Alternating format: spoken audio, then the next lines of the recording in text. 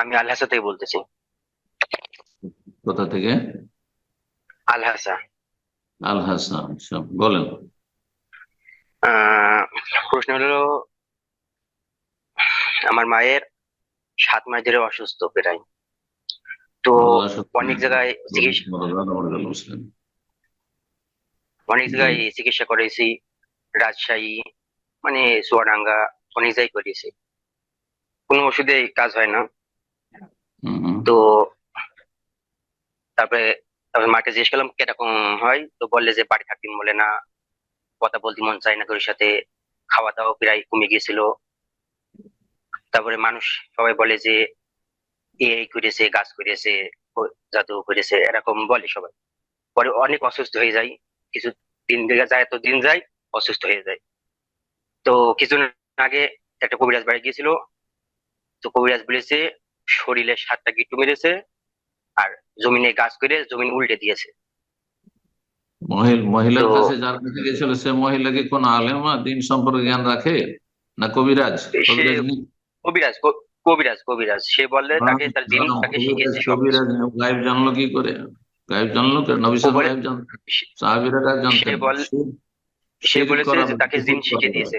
তওবা করতে বলেন, আর যাবেন না ওইসব অসৎ মহিলা, অসতী মহিলাদের কাছে।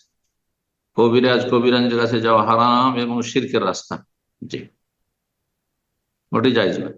যান কোন তো রাকি, এখন ভালো আলেম কাছে, তো আলেম রাকি জ্ঞানী, দিন সম্পর্কে জ্ঞানী, তহিদ সুন্নতের জ্ঞানী, তার কাছে রুকিয়া করেন, ঝাড়ফুঁক, আর না হলে নিজেরাই ঝাড়ফুঁক করেন। আল্লাহ শুকর দান। জি। তো অনেক কিছু করেছে, তো হয় না, এখনো তার কাছে গেছে, এখনো সুস্থ হয় না। এখন করণীয় কি? আল্লাহর ইচ্ছে সুস্থ। ওষুধ খেলেই সুস্থ হয়ে যাবে জরুরি নয়, আল্লাহ যতক্ষণ শেফা না দিবেন। আর রুকিয়া করলে সুস্থ হয়ে যাবে জরুরি নয়, আল্লাহ যাকে শেফা দিবেন।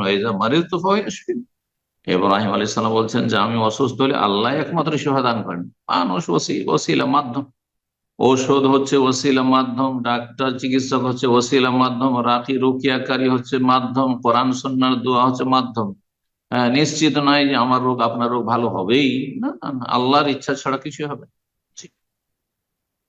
আল্লাহর কাছে শেফা তলব করুন, দোয়া করুন আপনি আপনার মায়ের জন্য, এবং সৎ পথে, বৈধ পথে আপনি শেফার জন্য, আরোগ্যের জন্য চেষ্টা করুন।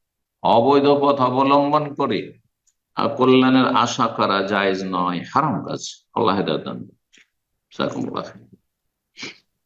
বারাকাল্লাহু ফিক। শেখ, এখানে যে ভাই প্রশ্ন করছিল, যেখানে আপনারা বলছেন যে কবিরাজ তাদেরকে গায়েব জানিয়েছেন জিনের মাধ্যমে, এই ধরনের জিনের না মাধ্যমে না যে, না, জিনেরা জি, এটা, জানে না। জি, জিনেরা জাযাকাল্লাহ খাইর। একটা সত্য 199টি মিথ্যা লাগায় তাতে। কথা বোঝা গেছে না? যেমন হাদিসে রয়েছে। সুতরাং জিনদের সহযোগিতা নিয়ে গায়েব জানার কথা বলা, এরা ওই জন্য বললাম তো যে শিরকি আকিদার এই মহিলা, কবিরাজ নিয়ে অবশ্যই শিরকি বেদাতি আকিদার, পথভ্রষ্ট। জি, আল্লাহ তাদের অনিষ্ট থেকে রক্ষা করুন। মোটেই জায়েজ নয় তাদের কাছে যাওয়া। জাযাকাল্লাহ খাইর।